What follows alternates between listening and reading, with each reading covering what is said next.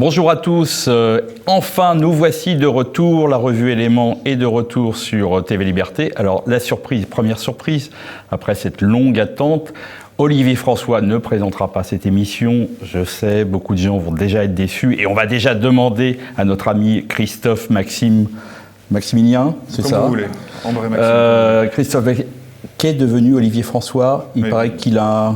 Mais en cette période de confinement, de post-confinement, de reconfinement, je n'en sais pas plus que vous. Je crois que c'est quelqu'un qui est dans l'affliction.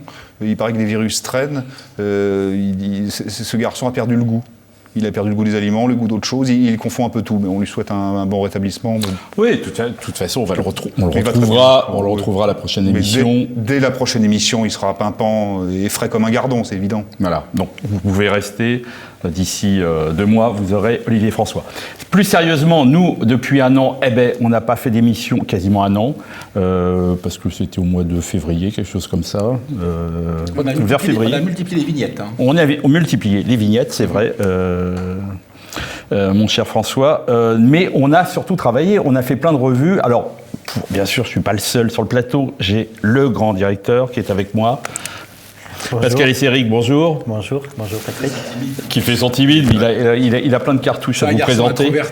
Il a plein de cartouches. Et bien sûr, notre rédacteur en chef préféré. Enchanté. François Bousquet, et qui a beaucoup travaillé. On le verra en fin d'émission parce que François Bousquet nous a... J'en dis pas plus, on verra. Mon cher Pascal Esséric, pendant cette quasiment année sans émission, nous, on a tous les 2 mois sorti un numéro et ce sont il faut le dire, quasiment les numéros les plus extraordinaires qu'Éléments est sorti depuis une quinzaine d'années, au moins. Donc on commence par quoi? Mais on commence par le premier numéro d'Éléments en confinement. Vous savez, pendant que vous parlez, moi je vais les montrer. Exactement. Voilà, je vais faire le présentateur. Et donc là... c'est une couverture dessinée par Monsieur Le Chien, qui est un dessinateur assez mordant. C'était pour illustrer un numéro. C'était drôle ça. Oui, c'était drôle. Ouais, c'était drôle.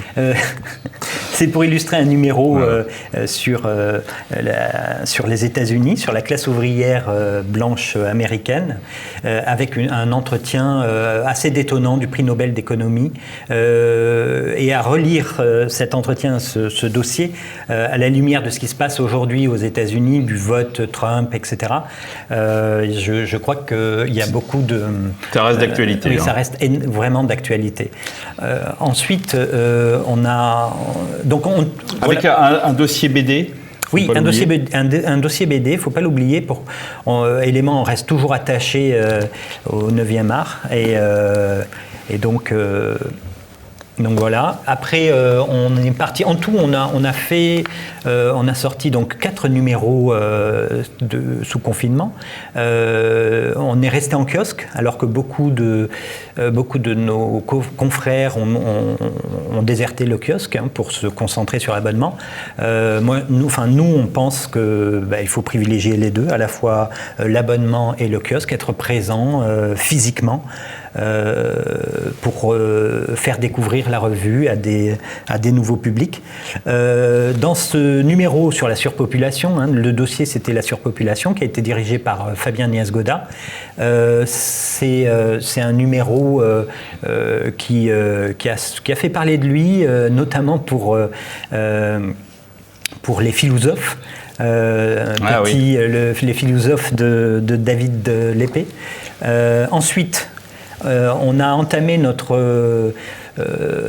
une séquence qu'on va retrouver dans les numéros suivants sur la race, l'indigénisme et donc ça c'est le numéro de l'été. C'est le numéro de l'été qui... Même si ça m'apparaît pas clairement, mais l'indigénisme, je veux dire, sur la couverture. Oui. Et donc, avec un excellent article sur le retour boomerang de la race. C'est un numéro où on a pu interroger Patrice Guénifé sur le déboulonnage des statuts. C'est un excellent numéro. Comme peuvent voir nos chers amis de TV Liberté, d'excellentes et très belles couvertures faites par moi. Voilà, comme ça, parce que personne ne le dit. Et en ce moment, voilà. Voilà. C'est le numéro celui qui est en kiosque en ce moment et que les abonnés ont reçu depuis un mois. Là aussi, beaucoup de diversité de points de vue. C'est un très bon numéro. Ouais. Mon cher François, vous êtes fier de ces 4 numéros. Qu'est-ce qui vous a marqué cette année le plus, ou peut-être dans le dernier, j'en sais rien, ou dans les premiers Avec un excellent article de François dans celui-ci. Ah oui, alors François a fait un article virulent, mais polémique. Parce qu'il faut quelquefois réveiller nos lecteurs. Alors, je vais montrer, il y a quand même des mots un peu vulgaires dans le titre, il y a le mot zizi quand même. On n'en avait pas parlé depuis la chanson de Pierre Perret. Je montre comme ça, quand même, juste là, voilà. Vous voyez l'image. C'est souverainisme et pédérastie, tout sur le zizi tricolore. Ouais. Pourquoi ? Et là, mon cher François, on ne s'est pas fait que des amis dans cette histoire. Pourquoi ? Oh oui et non, c'est un papier de mauvaise foi, mais les papiers de mauvaise foi sont des papiers qu'on a plaisir à écrire. Ensuite, à savoir si les autres ont plaisir à les lire, ça c'est autre chose, je peux pas parler à leur place. Mais ça, je pars d'un constat depuis 20-25 ans à peu près, depuis un quart de siècle en fait, des échecs répétés du souverainisme français. Et j'essaye d'en faire une lecture à l'aune d'une psychosexualité. On s'interdit aujourd'hui cette psychosexualité, mais c'était un genre dans lequel quantité d'anciens se sont illustrés. Patrick Buisson a consacré un chef-d'œuvre à cette psychosexualité sur les écrivains et la collaboration, en particulier la collaboration avec l'Allemagne entre 40 et 44. Les résistants ont systématiquement brocardé l'homosexualité latente, refoulée, exprimée, explicite, implicite ou explicite, des collaborateurs. Sartre, dans Situation 3, a des passages dévastateurs pour Drieu et quantité d'autres. Il dit que la collaboration est un mélange de majocisme et d'homosexualité. Brasillac... aucune preuve atteste de l'homosexualité de Brasillac, mais bon, il a été présumé être homosexuel, et en tout cas dans son procès, la presse rouge brandit une grille de lecture homosexuelle, et on a parlé à l'époque de collaboration horizontale.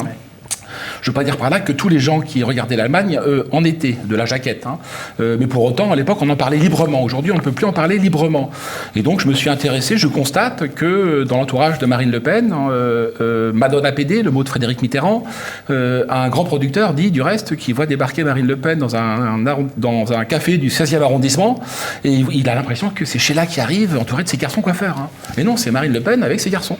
Donc Marine Le Pen, pas elle, bien sûr, mais son entourage immédiat, le premier cercle.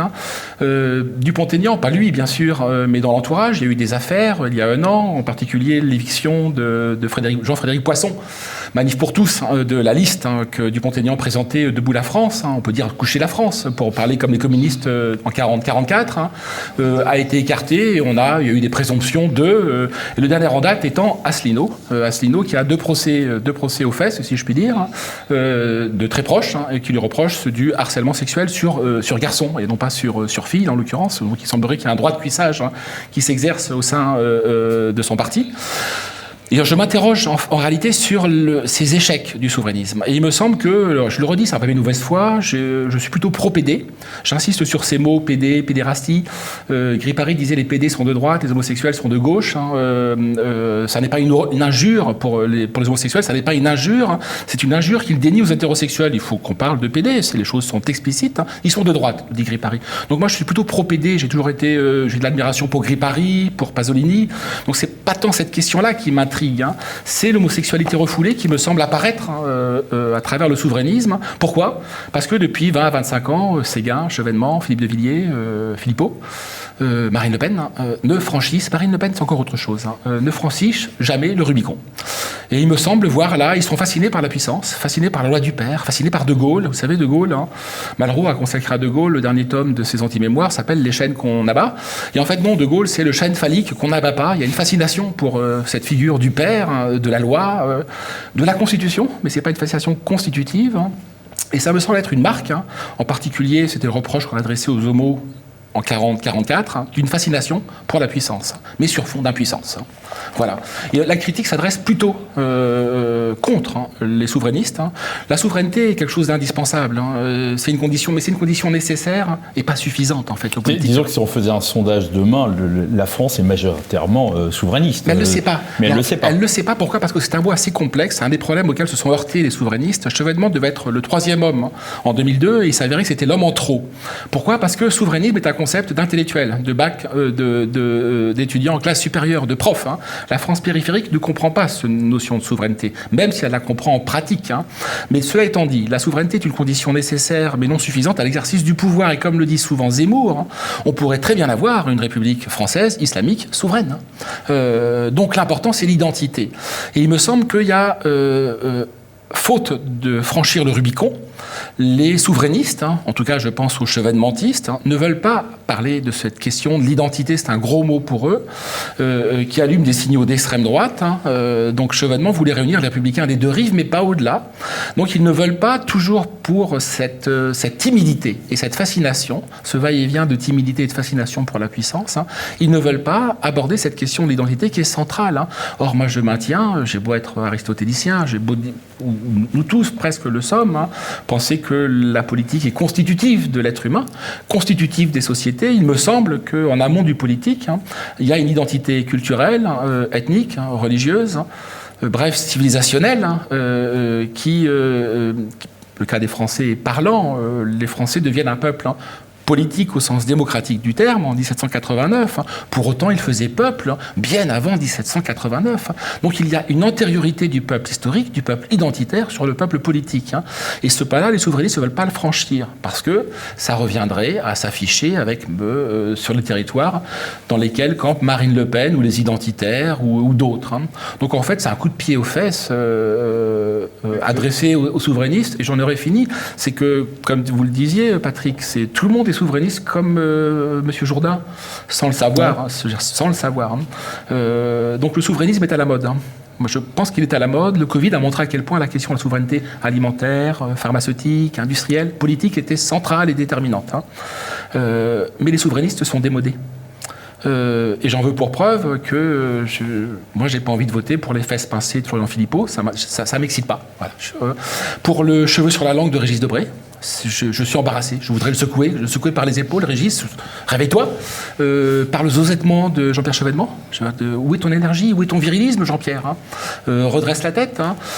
Je pourrais dire la même chose de la chevalière de Philippe de Villiers. Il leur manque le caractère, le relief qu'ont les chefs populistes. Je pense à Johnson, je pense à Trump, c'est ça qui les a conduits au pouvoir. C'est cette personnalité qui les a conduits au pouvoir. Voilà, donc c'était ce papier qui est de mauvaise foi sur la question de l'articulation homosexualité-souverainisme, est un attaque en règle contre le seul souverainisme des souverainistes. Juste pour l'anecdote, je vous donne la parole, Christophe, parce que j'ai trouvé ça mais très drôle. C'est cette anecdote que vous tirez du livre de Patrick Buisson, où lors de l'exposition d'Arnaud Breker, Sacha Guitry, lors de l'exposition à l'Orangerie en 1942, devant les corps monumentaux et hypersexués du sculpteur allemand, expliqua « Heureusement qu'ils ne sont pas en érection, sinon on ne pourrait pas circuler ». Je trouve que ça résume assez bien. François fait une espèce de pied de nez pour montrer un certain nombre de choses, peut-être un peu de stérilité, un peu de... Oui. Une forme de stérilité, un peu, dont j'assimile pas l'homosexualité et la stérilité, mais il y a quelque chose aussi, quelques faux semblants. Revenons un peu sur ce panorama qu'on fait de ces numéros, finalement, de confinement. Donc ça, c'est dans le dernier.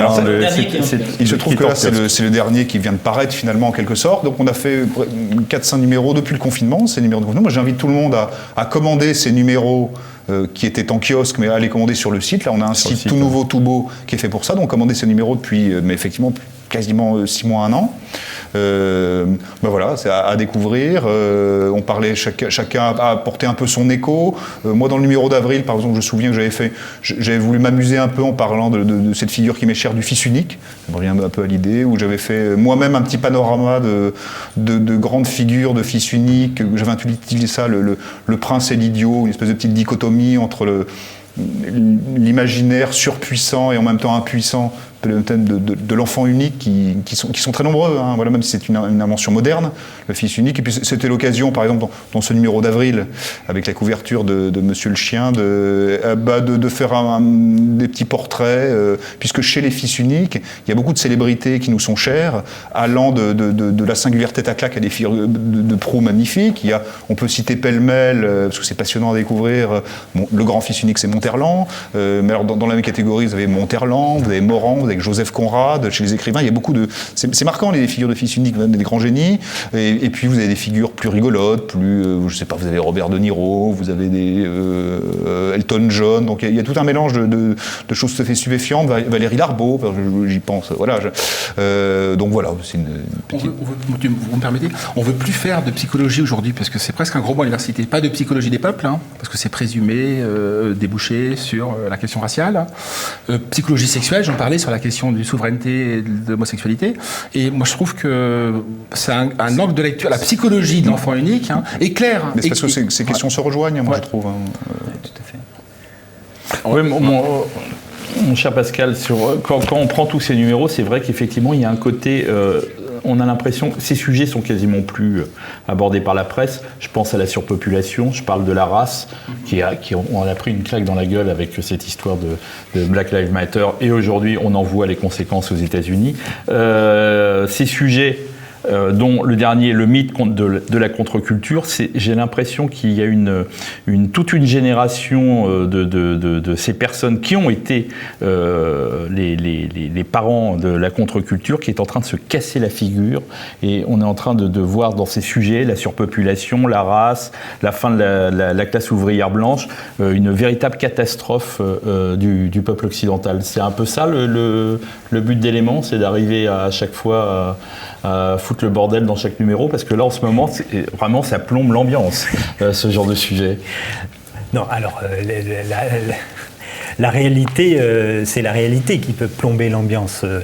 Élément la décryptant ou donnant des lignes, des vues du monde, des lignes d'explication. Voilà, met en exergue toutes ces fractures. Vous avez cité sur la race, sur la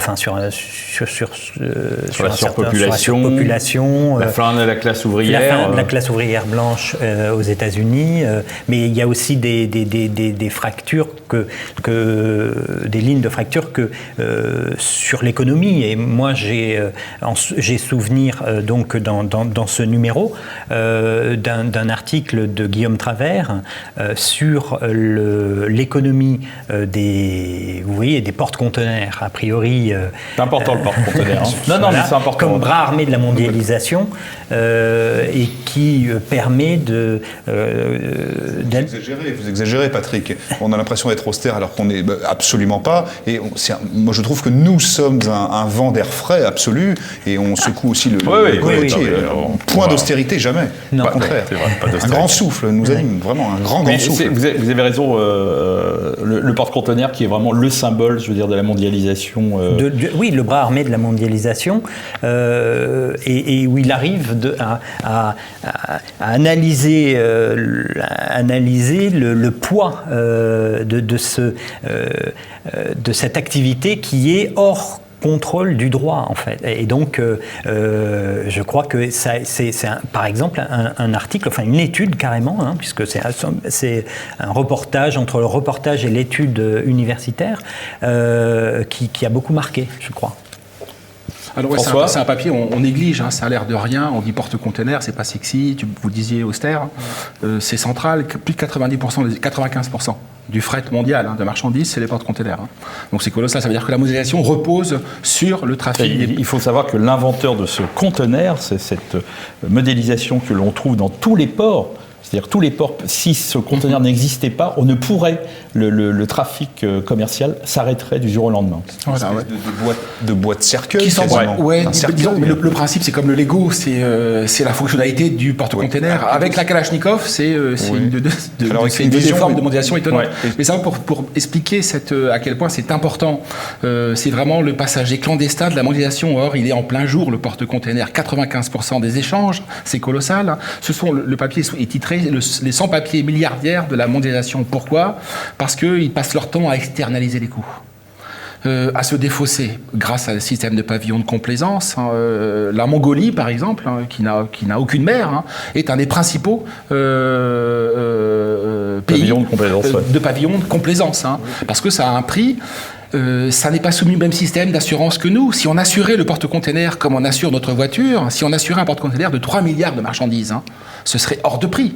Le prix du voyage entre la Chine, entre Wuhan et nous, et Shanghai et nous, serait hors de prix. Or, il y a un système, il y a une tricherie au niveau de l'assurance. C'est qu'on n'assure pas le bateau sur sa valeur. La preuve en est, c'est que dès lors qu'il y a un accident, dès lors qu'il y a un échouage, dès lors qu'il y a une marée noire, l'armateur disparaît à travers ce système de pavillon de complaisance qu'il abrite, et ensuite son assureur ne rembourse que 5%, moins de 5% des dégâts. Donc les dégâts on revient à la privatisation des bénéfices et à l'externalisation, la mutualisation sur la société des pertes. C'est à la charge des Anglais, des Français, des Américains. Donc c'est une énorme escroquerie, ce système des pavillons de complaisance. Si jamais ils étaient régulés ou régularisés, la mondialisation d'elle-même s'effondrerait sur elle-même. On ne ferait que ce qu'on a toujours fait à travers les âges. On échangerait de nation à nation, à travers les mers, que des biens de luxe à très forte valeur ajoutée qui permettent de payer l'armateur, l'affréteur et l'assureur. Et puis vous parliez de l'ego, mais là on est dans un symbole très fort, puisque le Lego c'est aussi un symbole de notre infantilisation. Et la Covid, je ne sais pas comment dit l'Académie française, mais nous sommes à la fois un peu criminalisés et infantilisés, comme on parle comme à des enfants. Bon ben voilà, je pense qu'on a fait le tour de ces 4 numéros. Peut-être... Oui, parce Pascal. Je voudrais aussi signaler que le site internet, effectivement, lors de ce confinement, on a pu mettre en ligne ce site internet tout beau, tout propre. Et pendant ce confinement, François a pu tous les 2-3 jours nous envoyer ces lettres du Covid. D'arriver sur mon prochain sujet. C'est mon prochain sujet. Il y a donc des livres, puisqu'il y a une énorme production, une abondante production de livres pendant le confinement, ce qui est vrai. On a fait un peu le tour des numéros d'éléments. On va passer maintenant à notre invité surprise, c'est François Bousquet. C'est incroyable. Qui, effectivement, nous, on n'a pas fait grand-chose à part faire tous les 2 mois ce numéro. On a regardé beaucoup de séries télé à la télévision. Mais notre cher François Bousquet, lui, a écrit. Il a écrit régulièrement sur le site d'Éléments et il a remis dans un petit livre tous ses textes avec une nouvelle introduction. Et là, on va parler de la biopolitique du coronavirus. Voilà la couverture. Vous pouvez voir que là, c'est juste là. C'est François Bousquet qui est ici. Donc, la biopolitique du coronavirus. François, le titre est un peu compliqué. On a l'impression que c'est une théorie scientifique. C'est quoi la biopolitique ? Ah ouais, là, à tel point que c'est compliqué, ma femme n'arrête pas de me dire et ça me désole. Est-ce que tu as géopolitique du coronavirus Non, ma chérie, c'est la biopolitique du coronavirus. Biopolitique, politique du bio, le bio, c'est le vivant, c'est la vie, c'est la biologie. Donc c'est un livre sur la politique de la vie et c'est ce que la Covid a mis au goût du jour avec le premier confinement, pas le second. Pourquoi ? Parce qu'il y a une grande peur qui s'est emparée, pour ne pas parler comme BHL, des biens portants que nous sommes. Assez légitime, je pense, face à un inconnu qui était ce virus. Or, il se trouve que ce virus est un tueur à faible létalité, donc un petit tueur, mais nous ne le savions pas début mars. Et début mars, on a assisté en France, en Angleterre, en Allemagne, en Italie, dans le monde entier, à un exode massif, comme en 40 pour des Parisiens. Ça a été la grande peur, chacun a regagné son chez-soi, les anywhere sont redevenus des somewhere. Nos parents, nos oncles, nos amis qui étaient au bout du monde, à New York, aux Antilles, en Chine, au Japon, se sont empressés de regagner leur terrier. Donc il est apparu à chacun d'entre nous que le chez-soi est assez important. Donc mais surtout, la notion de biopolitique, c'est qu'aucune société n'a conféré à la vie humaine un tel prix, une telle valeur. Pour les anciens, c'est-à-dire il y a 2 à 3 siècles, la vie humaine avait une certaine valeur, certes, mais elle était indexée, la vie humaine, à l'au-delà. Donc le pouvoir, à l'époque, c'est Foucault qui dit ça, parce que c'est lui qui réinvente ce terme de biopolitique. Le pouvoir, en fait, de se désintéresser de la manière dont les gens vivaient. Ils pouvaient manger 4 fruits et légumes par jour, 5, pardon, avoir du cholestérol, ne pas faire de sport et des accidents cardiaques, le pouvoir s'en moquait, puisque le pouvoir, c'est le pouvoir politico-temporel, théologico-politique, hein, lui, ça s'intéressait à la manière dont les gens mouraient. Donc il préparait les gens à l'au-delà, donc à gagner le paradis chrétien. L'important, c'était la cité céleste et non pas la cité terrestre. Hein. Or, avec l'avènement et l'affirmation surtout de l'individualisme, hein, on a cherché à optimiser la vie de chacun d'entre nous.